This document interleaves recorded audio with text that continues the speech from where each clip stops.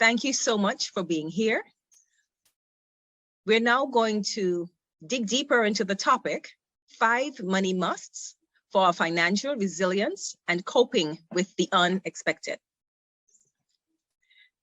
So before we get deeply into it, I would just like to get better acquainted. So my name is Megan Samuel Fields, born and raised in Antigua.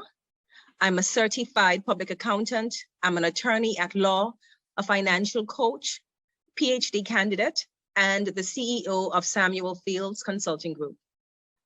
And here are some fun facts about me that I don't think you know. I had a children's entertainment business, and I was Beanie the Clown. Yes, I was, wearing my nose, my big clown nose, my clown shoes, and my wig. And I entertained children. They loved it, and so did I. I also love running, and I ran in a half marathon, and I want to run a marathon one day. I'm also a foodie. I love food from all cultures, all types, whether spicy, but I love spicy in particular. Whether spicy or mild, I love food. So let's get into it. First off, I would like you to meet Mike and Jill Peters. Now, Jill just had a baby recently, and they're both stressed. Their finances are in an absolute mess. They have way too many bills because they've overcommitted. They're confused. And did I say stressed? Yes, they are stressed. Can you relate? Does what I just mentioned sound like you? Could you relate to Jill or Mike? So what I would say to you is, stop. It's time to take control of your finances. Take a deep breath because you can do it. Too often, our financial mess causes financial stress. And we all know that financial stress is not something we want to have. Any kind of stress we don't want to have. Financial stress is the stress of emotional tension, specifically related to money and the management of money. And while we don't want financial stress, I dare say we want financial peace. So how can we move from financial stress to financial peace? How can we be more financially resilient to withstand whatever challenges come our way? It all starts with proper money management. And I have a quote here from Dave Ramsey. He's a financial guru. And it says, I believe that through knowledge and discipline, financial peace is possible for all of us. And I want to echo that quotation. Financial peace is possible. We have to have the knowledge and the discipline. And you will see on all my slides that I have a quotation from financial experts or influencers, because I do love a lot of reading, and I like reading financial books to enhance my financial knowledge. And I like to read about the influencers who make a difference in this world. Let's talk about money management life skills. As a child, or as a little baby, we had to learn the skill of walking. We got up, we made a few steps, we fell, but we eventually learned the skill. As we got older, we learned to ride a bike. At least most of us, I hope. We learned to ride a bike. And as we continued throughout life, there were certain life skills we had to master. And at work, we have to master decision-making skills, critical thinking skills. And in the same vein, we need to master our money management skills. Unfortunately, it's not necessarily something that's taught in schools. And so we learn as we go along, looking at others and following what they do. Money management is really the process of planning, budgeting, saving, investing, spending, or otherwise overseeing the usage of your own finances. And almost 1 in 10 persons believe that the biggest mistake they make with their money is the lack of a financial plan or lack of a budget, which then leads to worse spending decisions. So I say to you on this day, 22nd of February, 2022, 22222, a magical day, I say to you, it's time to get serious. It's really time to get serious about managing your money. And William Shatner says, if saving money is wrong, I don't want to be right. And I really like that quote, because I don't want to be right if saving money is wrong, because I do believe that's what we should be doing, saving money. Here are 7 tips I want to share with you so that you can improve your finances. The first one is analyze your money mindset. Who influenced your money habits? And what good or bad habits do you repeat? And I really want you to pause and think about this first tip. Our theme today is putting 2 and 2 together. It's about mindset and lifestyle changes. It all begins with your mindset. We have parents. I mean, I can speak for myself. My parents, they did the best they could, and they taught me some really core money management skills. And they served them well. And up to a certain point, they served me well. But times have changed. The way my parents' lives were, it's not the same. The experiences they had, they aren't the same that I have. And I'm telling you, my experience are not the same as what my children are experiencing. And so your mindset has to change, because your money habits may not be serving you well. So take this day, this magical day, to be the line you draw in the sand and say, let me look at my mindset. What are the money habits that I do without even thinking about them? Are they serving me well? And if they are, great, continue doing them. But if they aren't, I challenge you to pause and see how you can change your money habits to help you to be on the road to financial peace and financial success. The next tip, start budgeting.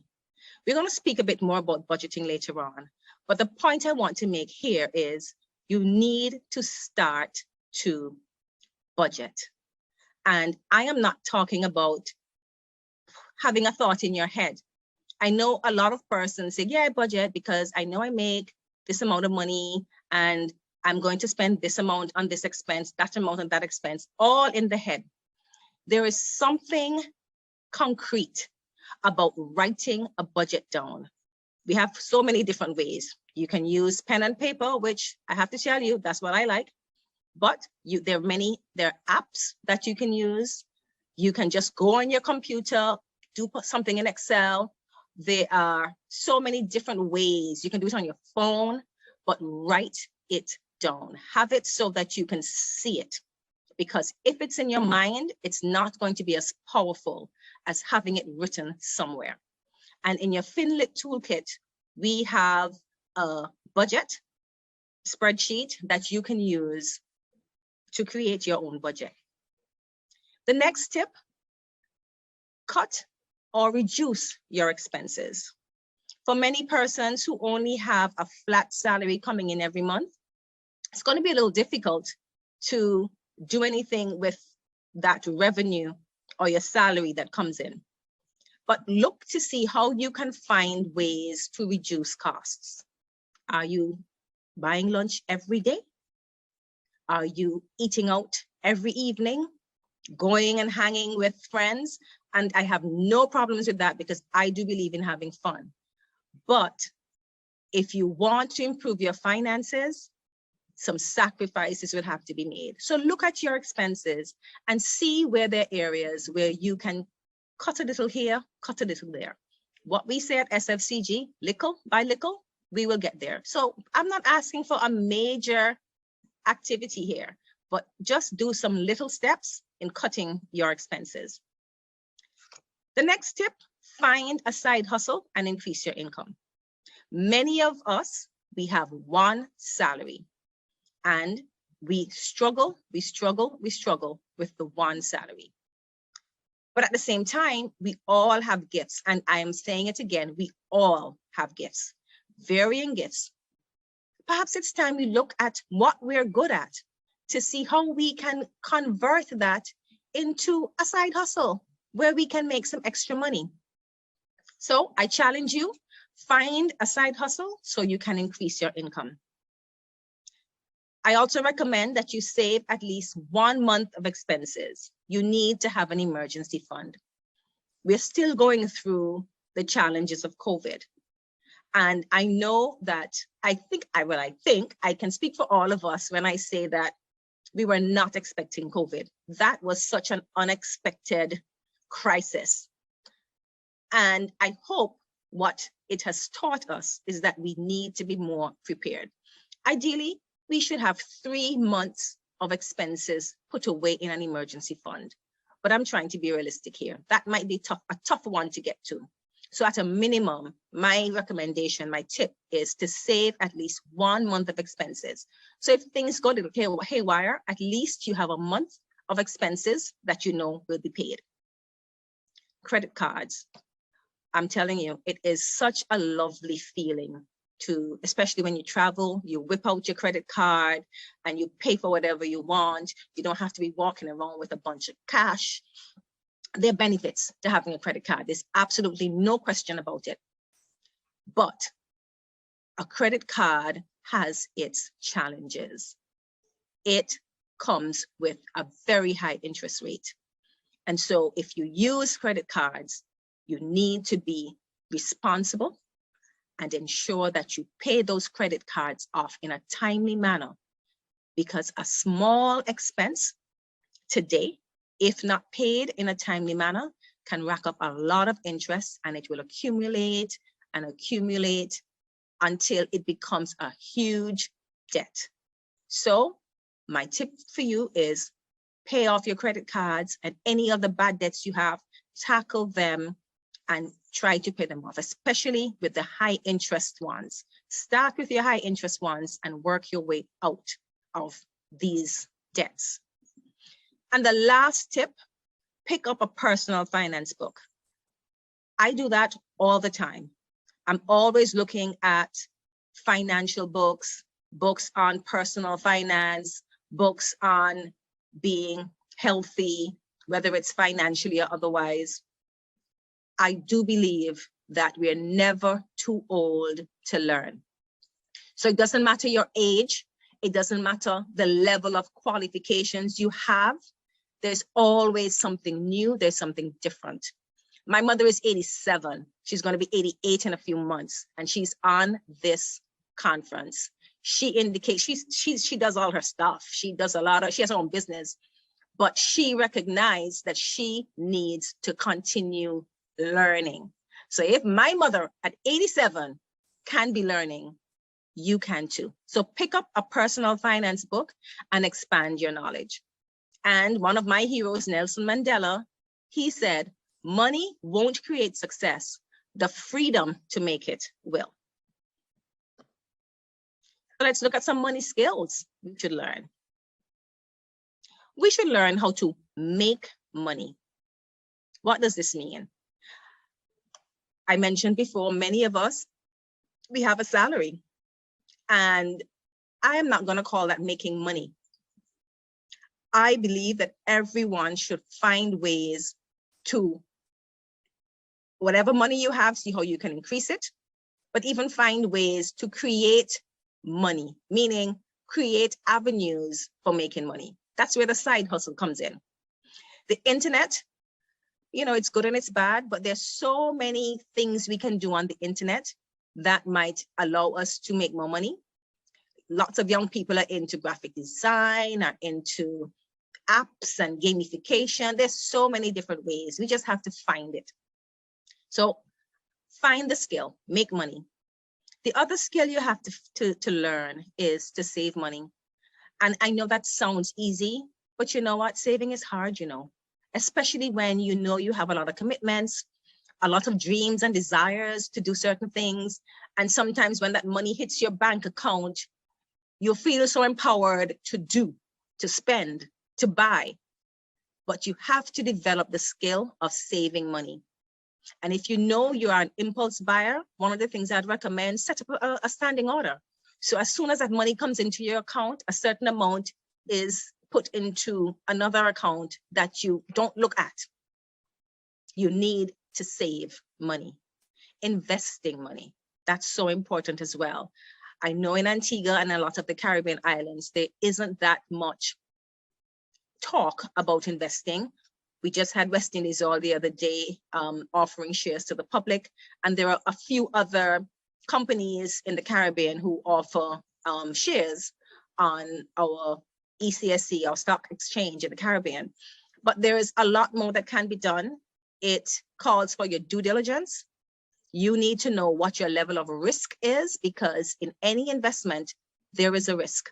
So you're going to see certain offerings where the interest rate is really high, but you know, with a high interest rate will be a high risk, and everybody's risk tolerance is at a different level. But find ways to invest your money, multiplying your money. And that's where the saving and the investing comes in. So you have to find ways to, whatever money you've saved, whatever money you've put aside for investing, how can you get that money to multiply? How can you get that money to make more money?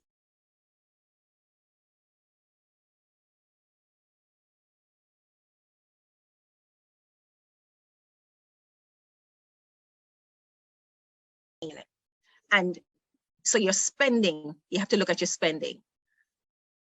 You might be driving a particular car and you want the next, the fancy upgrade, the fancy model. But do you really need it? Will it make you get from home to work any faster, any safer? Perhaps not. And in order to maintain your money, you're going to have to develop the skill of being satisfied with where you are and with the expenses that you have, and not try to increase them. That way you maintain the level of money you have.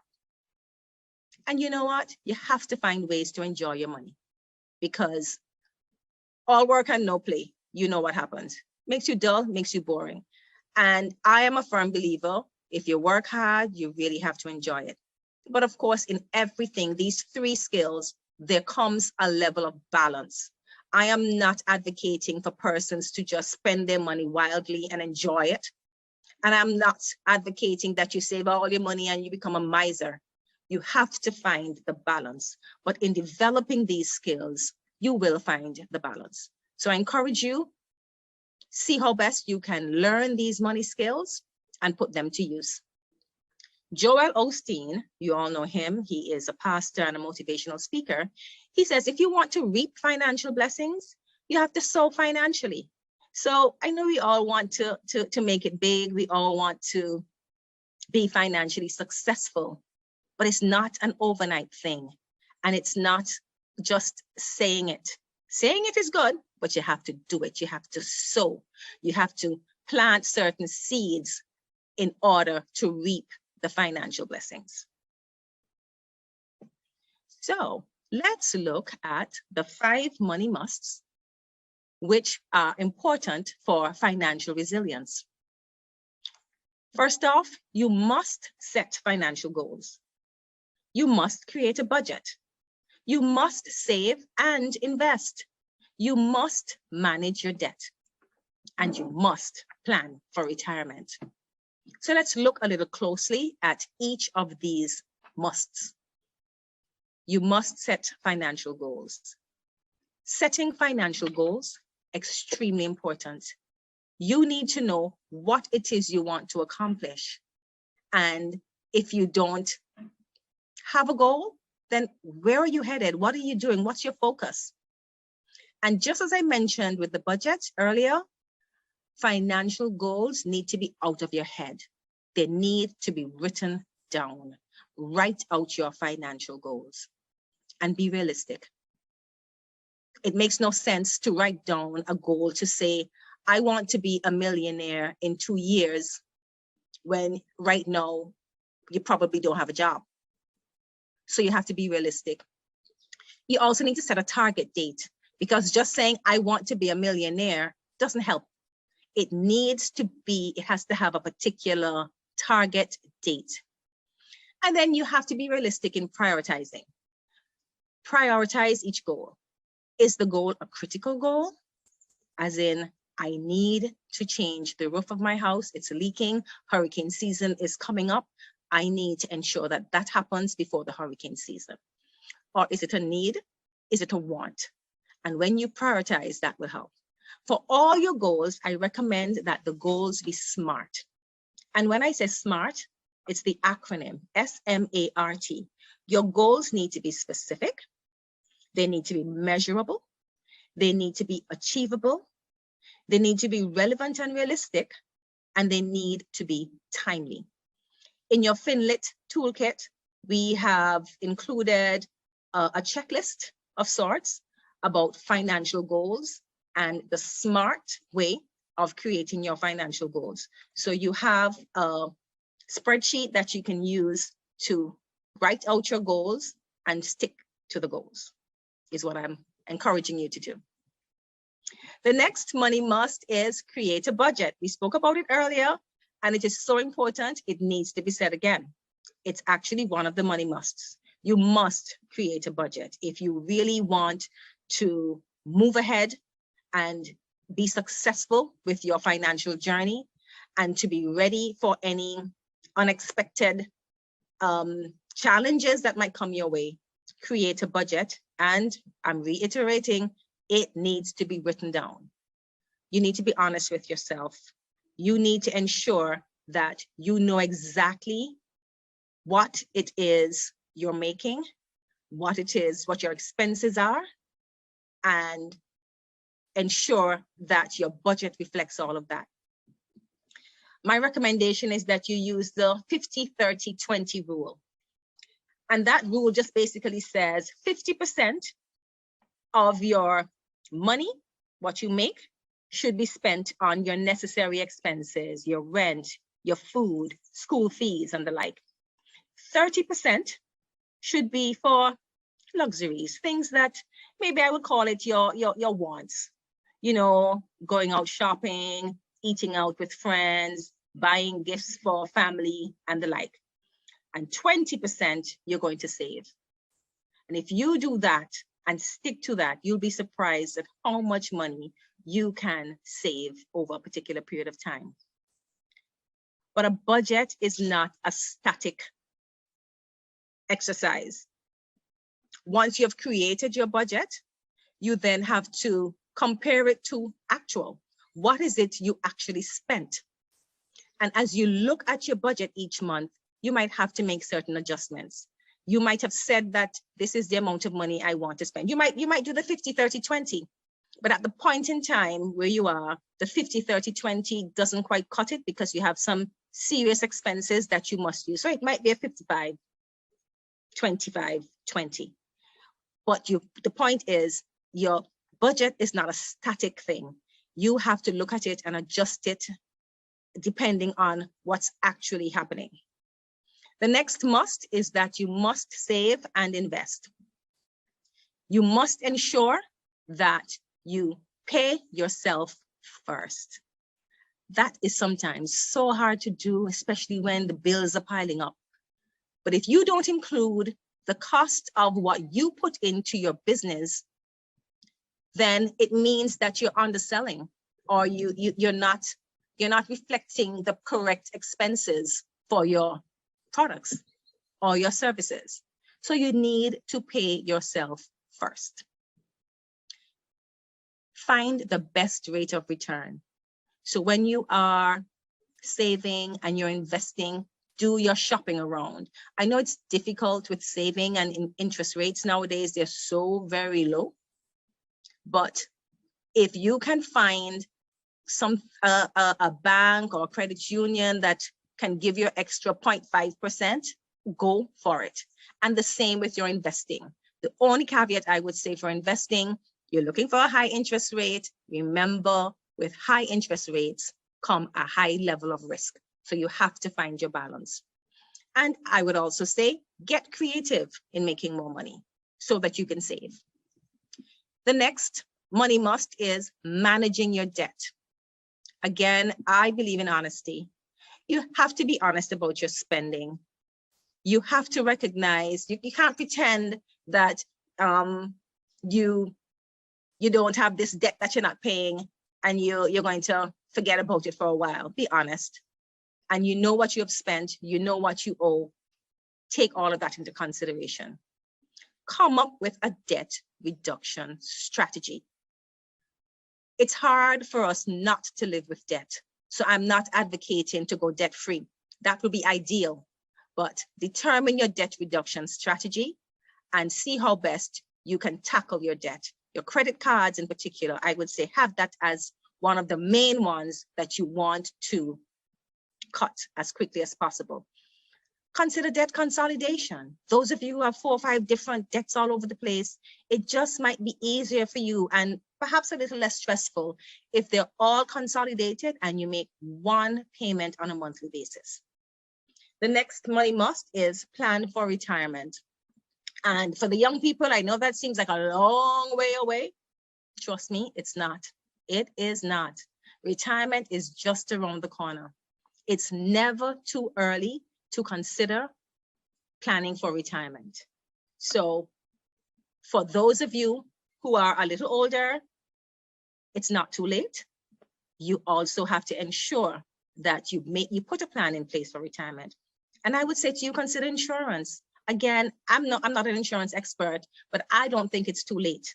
Find an insurance agent, speak to them and see how you can perhaps have a plan that can help you to plan for your retirement. And I would say to you, take care of your health. A healthy body, with a healthy body, you will be able to make more money. If you're unhealthy, it comes with cost, doctor bills and other things. So before you get there, be proactive and take care of your health. So these are the 5 money musts that I want all of you to ensure you incorporate in your money management regime. Tony Robbins, famous author, financial author, he says, setting goals is the first step in turning the invisible into the visible. So you get your goals set and then you work on making them a reality.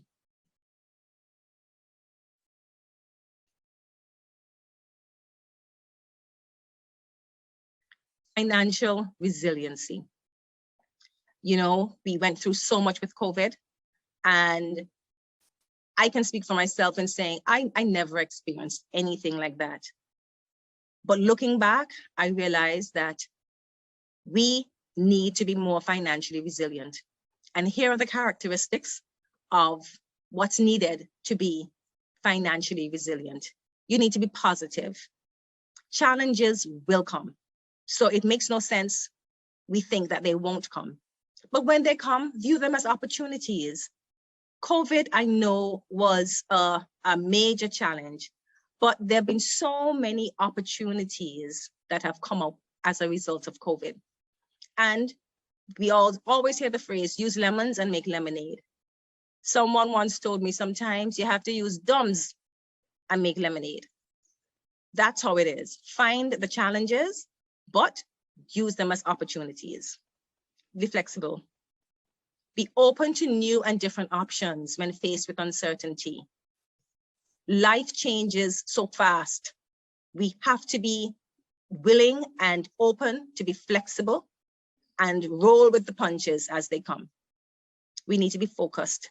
You see, these financial goals we spoke about, things are going to come in the way to get us off track. And if we're not careful, the year will be halfway done and we're nowhere near where we thought we would be. We have to be focused. We know what our financial goals are and we stick to them. And here is where perhaps having an accountability partner might help. Someone you trust who would know what it is that you're working towards and will hold you accountable. Be organized, set your priorities, have a structured approach to manage change. And I would say be proactive. Change will happen. So work with the change rather than against it. See how you can be proactive, not reactive. Richard Branson, he says, if you don't learn to walk by following the rules, you learn by doing. I'm sorry, let me repeat that. You don't learn to walk by following the rules. You learn by doing and by falling over. Isn't that so? That's how we learn to walk. That's how we learn to ride a bike. And that is how we are going to be financially resilient. We are going to fall down, we're going to get up, and we're going to do it again. So what can you do right now? There are lots of things you can do right now. Look at your cable bill. Perhaps you need to cut it. Electricity bill. We can't do without electricity, but little things we can implement. Turning off the lights behind the bus. If you have air conditioning, turn it off. Open the windows and allow the breeze to flow. Look at your phone bill. How can you cut that? Coffee. Can you cut the coffee? Make the coffee at home. Eating out, cut that down. Netflix, cut that out. If you are focused and you want to reduce your expenses, these are the things you need to cut. Branded items. You don't need to have name brand everything. So you look and see the areas where you can cut, and you can do that right now. Thomas Jefferson said, never spend your money before you've earned it. That is something I want you guys to stop and think about. Don't spend your money before you've earned it, or else you're already in a hole before you've even started. So here are 10 benefits of proper money management. Managing your money gives you control over your money. It helps you to develop strong financial habits. It reduces your desire for OPM, which is other people's money. Don't touch it, not yours. It helps you to save for the unexpected costs. It provides peace of mind. It creates security for your family. It helps you to plan for retirement. It creates financial peace. It builds generational wealth. That's so important. And it puts you on the road to financial freedom. Very, very important. Proper money management. And Robert Kiyosaki, another famous author, he says financial freedom is available to those who learn about it and work for it. So you're going to learn about it. You're going to take up a personal finance book, enroll in a course if you need to, and you're going to work for it. Here are a few questions I want to leave with you. What little steps can you take today to improve your money management skills? Look at your money habits. Are there any habits you need to replace with good ones? How can you use your hobbies or skills to create a side hustle? Think about those questions. Susie Orman, another famous author, she says, understand and accept the cycles of money. The setbacks you may have today or next year will not keep you from financial freedom. If you hold on to your goals and dreams, you will get there. And that's so important because you're going to have setbacks. You're going to have some challenges. But if you hold on to your dreams and your goals, you will get there. I just want to end by saying financial freedom is a choice. It's not a gift. You have to work for it. But I want all of us to get on the path of financial freedom. So I want to thank you, and I'm now open for questions.